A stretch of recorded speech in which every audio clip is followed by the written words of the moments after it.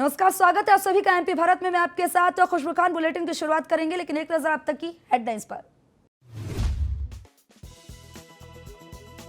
केंद्र सरकार के खिलाफ किसानों का उग्र आंदोलन जारी। किसानों ने 2017 के आंदोलन का उठाया मुद्दा, तहसीलदार को सौंपा ज्ञापन। महिला सुरक्षा को लेकर उज्जैन पुलिस ने उठाया ठोस कदम, जारी की वी केयर फॉर यू नाम की हेल्पलाइन। बढ़ते कोरोना के चलते प्रशासन ने जारी की गाइडलाइन, शादी समारोह में शामिल होंगे कुल 200 लोग, मास्क लगाने के साथ सोशल डिस्टेंसिंग का पालन करना होगा अनिवार्य। मोरवा थाना प्रभारी मनीष त्रिपाठी की बड़ी कार्रवाई, एनसीएल गोदाम में घुसे 5 चोरों को किया गिरफ्तार, चोरों के पास से आपत्तिजनक चीजें बरामद। और राजगढ़ पुलिस की बड़ी कामयाबी, कच्ची अवैध शराब और 45,000 के साथ 2 आरोपियों को किया गिरफ्तार। चलिए खबरों में बढ़ते हैं विस्तार से। महिलाओं की सुरक्षा को लेकर उज्जैन पुलिस ने एक नई सुरक्षा हेल्पलाइन की शुरुआत की है। हेल्पलाइन का नाम we care for you helpline रखा गया है, जिसके अंतर्गत पुलिस ने एक हेल्पलाइन नंबर भी जारी किया है। यह नंबर पुलिस अधीक्षक सत्येंद्र शुक्ला ने नंबर जारी किया है। साथ ही कहा है कि इस नंबर पर फोन कर महिलाएं अपनी किसी भी तरह की परेशानी से अवगत करा सकती हैं। और सूचना मिलते ही हमारी टीम मौके पर पहुंचेगी और समस्या का समाधान करेगी। आप लोगों को मालूम होगा कि वी केयर फॉर यू के नाम से उज्जैन में एक महिला अपराधों से संबंधित या महिलाओं की समस्याओं से संबंधित एक योजना चल रही थी, पर आवश्यकता इस बात की थी कि उसको नए परिवेश में और जो टेक्नोलॉजिकल एडवांसमेंट हुए हैं उसके अनुसार इसको फिर नए सिरे से लॉन्च किया जाए। तो उसको हमने दोबारा लॉन्च किया है। इसका 7049119002 एक डेडिकेटेड नंबर है और we care for you ujen@gmail.com के माध्यम की एक आईडी क्रिएट की गई है। इसमें हमारा उद्देश्य सिर्फ इतना है कि महिलाएं अपनी बातें या अपनी जो समस्याएं हैं उसको इस नंबर पे और इस ईमेल आईडी पे दे सकते हैं। वो किसी भी फॉर्म में हो सकती है, ऑडियो फॉर्म में हो सकती है, मैसेज फॉर्म में हो सकती है, वीडियो फॉर्म में हो सकती है। इसको हमने क्लब किया है, जो हमारी निर्भया पेट्रोलिंग है उसके साथ क्लब किया है, जो तत्काल ही मौके पर रवाना होकर इनकी समस्याओं का निदान करे। खबर राजगढ़ से, जहां बीते त्योहारों के चलते लगी भीड़ की वजह से कोरोना का संक्रमण और ज्यादा फैल गया, तो वहीं अब शादी का सीजन चल रहा है, जिसमें उमड़ी भीड़ को देखते हुए प्रशासन ने गाइडलाइन तैयार की है, जिसके तहत शादी समारोह में कुल 200 लोग ही शामिल हो सकते हैं। साथ ही हर व्यक्ति को आयोजन में मास्क लगाना और सोशल डिस्टेंसिंग का पालन करना अनिवार्य होगा। वहीं मैरिज होम संचालक और होटल संचालकों को शादी समारोह में आए सभी मेहमानों की लिस्ट प्रशासन को देनी होगी। अगर लिस्ट में 200 से ज्यादा व्यक्ति पाए जाते हैं तो गाइडलाइन के तहत मैरिज होम संचालक और होटल संचालक और परिवार पर नियमों का उल्लंघन करने पर जुर्माना लगाया जा सकता है। साथ ही अस्थायी जेल भी हो सकती है। ऐसी बात है कि ठंड में मौसमी बीमारियां ज़्यादा मौजूद रहती हैं, खासतौर से सर्दी खांसी, और जो कोविड-19 के जो लक्षण हैं और सामान्य फ्लू के जो लक्षण हैं वो लगभग मिलते जुलते हैं। तो बड़ा ही मुश्किल होता है किसी भी चिकित्सक के लिए ये आइडेंटिफाई करना कि ये सामान्य फ्लू है या कोविड-19 है। फिर भी जो हमारा पूरा अमला है उसे खास निर्देश दिए गए हैं कि कोई भी सर्दी खांसी बुखार का यदि पेशेंट है और यदि कोई ऐसा व्यक्ति जैसे अत्यधिक कमजोरी लग रही है, बदन दर्द है, जोड़ों में दर्द है, जो पहले कभी नहीं हुआ, तो उसका सैंपल कराया जाए। क्योंकि हम सब जानते हैं कि कोरोना संक्रमण जो है नरसिंहगढ़ सब डिवीजन विभाग में बहुत ही तेज़ी से गति से फैलता जा रहा है। परसों 6 केस आए थे, कल 5 पॉजिटिव केसेस आए हैं। तो मेरी आप सबसे अपील है कि घर से कभी निकलें जब बहुत ही आवश्यक काम हो, बेफिजूल में घर से बाहर न निकलें, और जब भी घर से बाहर निकलें तो अपना ध्यान रखें, मास्क पहनें। अगर मास्क नहीं है आपके पास तो गमछा लगाएं। महिलाएं बहनें जो हमारी हैं वो हम चुन्नी का इस्तेमाल भी कर सकती हैं, दुपट्टे का इस्तेमाल कर सकती हैं, क्योंकि ये महामारी दिन दिन बढ़ती जा रही है, इसलिए हमें ही सतर्क होना पड़ेगा, नहीं तो केसेस बढ़ते जाएंगे और जो जिला अस्पताल है और जो सब डिवीज़न का हॉस्पिटल है उस पर भारी लोड आएगा और उससे हम लोग की परेशानी बढ़ेगी। राजगढ़ में चोरी की वारदातें थमने का नाम नहीं ले रही हैं और लगातार हो रही चोरी की वारदातों से पुलिस प्रशासन पर कई तरह के सवालिया निशान खड़े होने लगे हैं। ताजा मामला बोड़ा कस्बे का है, जहां पर शाम ढलते ही बस स्टैंड के पास फोटोकॉपी की दुकान में चोरों ने हाथ साफ कर दिया और ये पूरी घटना वहां लगे सीसीटीवी में कैद हो गई। राजगढ़ पुलिस को बड़ी कामयाबी मिली है। दरअसल पुलिस कप्तान प्रदीप शर्मा ने अवैध शराब की धरपकड़ के लिए जिले में अभियान चलाया और जिसके लिए थाना अध्यक्ष ने अपनी टीमों का गठन भी किया है, जो जगह जगह जाकर धरपकड़ कर रही हैं। वहीं छापेमारी कर रही कच्ची शराब और 45,000 रुपए नकदी बरामद की गई है। साथ ही 2 आरोपियों को भी मौके से गिरफ्तार किया गया है, जिनसे पूछताछ जारी है। दमोह जिले के हटा थाना क्षेत्र के कंजरा गांव में एक परिवार में बच्चों को लेकर मामूली विवाद हो गया, जिसके चलते घर की छोटी बहू ने अपने ससुर जेठानी और उनकी 4 साल की बेटी पर खौलता हुआ गर्म पानी डाल दिया, जिससे तीनों लोग गंभीर रूप से घायल हो गए। घटना के बाद परिजनों ने तीनों को हॉस्पिटल में एडमिट कराया। वहीं हटा थाना पुलिस ने मौके पर पहुंचकर मामले की जांच पड़ताल शुरू कर दी है।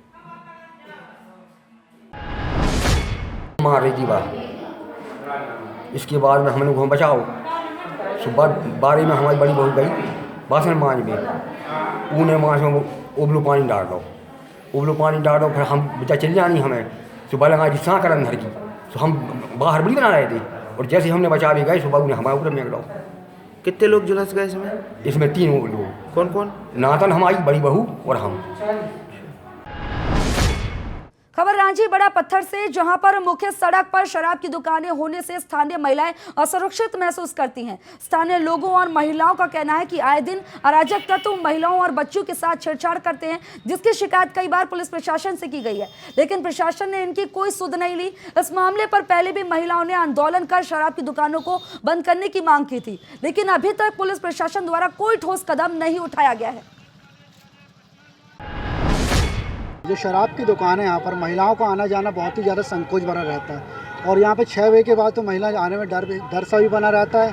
और जिस तरह से रांची में वारदातें भी हो रही है और एक नई कहानी बन रही है, आए दिन यहाँ पर महिलाओं का आना और शराब की दुकानों में भीड़ लगना, इसके कारण जो व्यापारी हैं, सब्जी के व्यापारी हुए डर के मतलब जहाँ धंधे में कमी आना, इसके कारण वे रोडों के किनारे रांची बिहार के आसपास दुकानें लगा रहे हैं। और ये हम चाहते हैं कि सब्जी व्यापारी को पूरा एक रूप से यहाँ पर स्थापित करा जाए और एक व्यापार कलारी जो इससे पहले भी महिलाओं मोर्चा ने इस ज्ञापन दिया था बंद करने के लिए, शासन प्रशासन ने इस बात का कोई भी ध्यान नहीं दिया। ये कलारी जल्द से जल्द हटाई जाए ताकि हम महिलाओं को आने जाने में दिक्कत न जाए।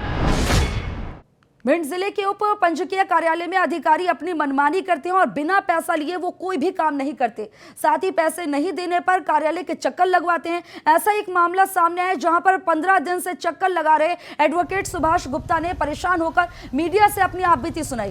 पीड़ित का कहना है कि शहर के धनवंतरी कॉम्प्लेक्स में रोगी कल्याण समिति के द्वारा फ्लैटों का निर्माण कराया गया था, जिसमें मेरा भी अलॉटमेंट है, लेकिन उनकी प्रॉपर स्टाम्प ड्यूटी न दिए जाने के कारण फ्लैटों का आवंटन निरस्त कर स्टाम्प ड्यूटी अदा करने का आदेश उप पंजीयकीय द्वारा किया गया था, जिसमें से कुछ फ्लैटों का स्टाम्प शुल्क लेने के बाद उनका आवंटन कर दिया गया था, लेकिन फ्लैट नंबर 7 और 9 का अभी तक आवंटन नहीं किया गया, जिसकी शिकायत की गई तो नियमों का हवाला देकर अन्य फ्लैट का आवंटन सही करार दिया गया।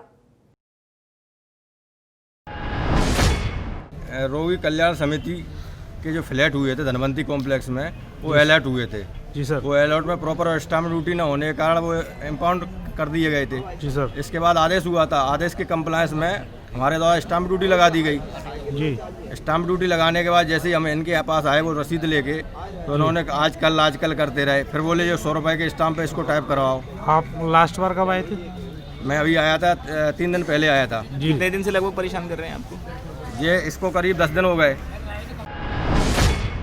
किसानों द्वारा गत दिनों केंद्र सरकार के खिलाफ नए कृषि कानून का विरोध किया जा रहा है, जिसकी एक बानगी मंदसौर में भी देखने को मिली। बता दें कि यहां पर किसानों ने नए कृषि कानून की प्रतियां जलाई और साथ ही किसान नेता का कहना है कि 2017 में भी मंदसौर जिले में उग्र किसान आंदोलन हुआ था, जिसमें 6 किसान मर गए थे, लेकिन इसके बावजूद भी समर्थन मूल्य को लेकर कोई ठोस कार्रवाई नहीं की गई।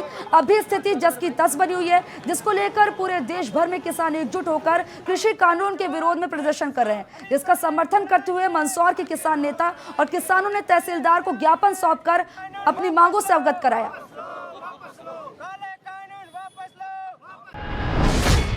कई सालों से जो है मांग करता चला आ रहा है कि किसानों को न्यूनतम समर्थन मूल्य दिया जावे। 2017 में मंदसौर जिले में एक बहुत ज़बरदस्त आंदोलन हुआ था, उसमें यही मांग की गई थी कि फल सब्जी दूध और अनाज का जो है समर्थन मूल्य मिले और लागत मूल्य के आधार पर किसानों को पैसा मिले।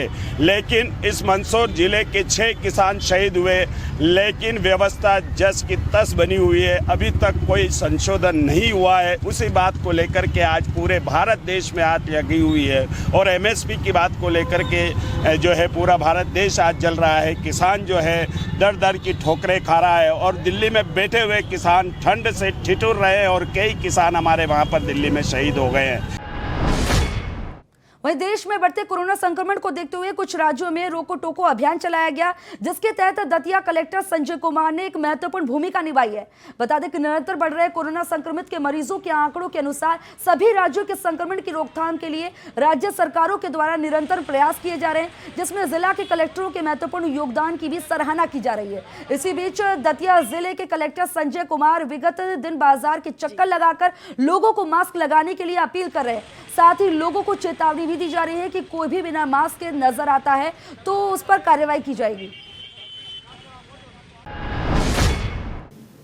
बेसिकली जैसा आपको पता है कि अभी कोरोना का संक्रमण जो है वो गया नहीं है बल्कि बढ़ रहा है। अभी जो आने वाले ठंड का समय है दिसंबर और जनवरी का, दतिया वैसे भी बहुत ही ठंडा क्षेत्र है, तो यहाँ पे इसका प्रकोप और तीव्र गति से बढ़ने की संभावना वैज्ञानिक तरीके से बताई गई है। उसको ध्यान में रखते हुए ऊपर से भी निर्देश हैं और हम लोग अपने स्तर पे भी कोशिश कर रहे हैं कि जो लोगों में एक भय थोड़ा सा चला गया है और अपने धंधों के हिसाब से व्यापार के लिए वो बड़े ही बेपरवाही से घूम रहे हैं और बिना मास्क का तो पिछले 7-8 दिनों से कड़ाई की है और रोको टोको अभियान चलाया है और जिसमें लोगों को रोकते हैं और टोकते हैं कि भाई ये अच्छा नहीं है आपके स्वयं के लिए, आपके परिवार के लिए, समाज के लिए, और फिर उनको हम मास्क देते हैं। सिंगरौली जिले के मोरवा थाना प्रभारी मनीष त्रिपाठी ने ताबड़तोड़ कार्रवाई की, जिससे बदमाशों में हड़कंप मच गया। बता दें कि फरार चल रहे बदमाशों को मुंबई, दिल्ली, छत्तीसगढ़, उत्तर प्रदेश और अन्य राज्यों से पकड़ा गया है और उन्हें जेल भेज चुके हैं। वहीं मुखबिर की सूचना पर एनसीएल खदान में चोरी की वारदात को अंजाम देने की फिराक में घुसे 5 डकैतों पर कार्रवाई करते हुए उन्हें गिरफ्तार कर लिया गया है। साथ ही बदमाशों के पास से लोहे की रॉड, डंडा, लाठी, टॉर्च, रिक्शा ब्लेड और आदि सामान बरामद किए गए हैं। एमपी भारत में फिलहाल मैं ऐसा देता ही। देश प्रदेश की तमाम अहम खबरों के लिए देखते रहिए एमपी भारत।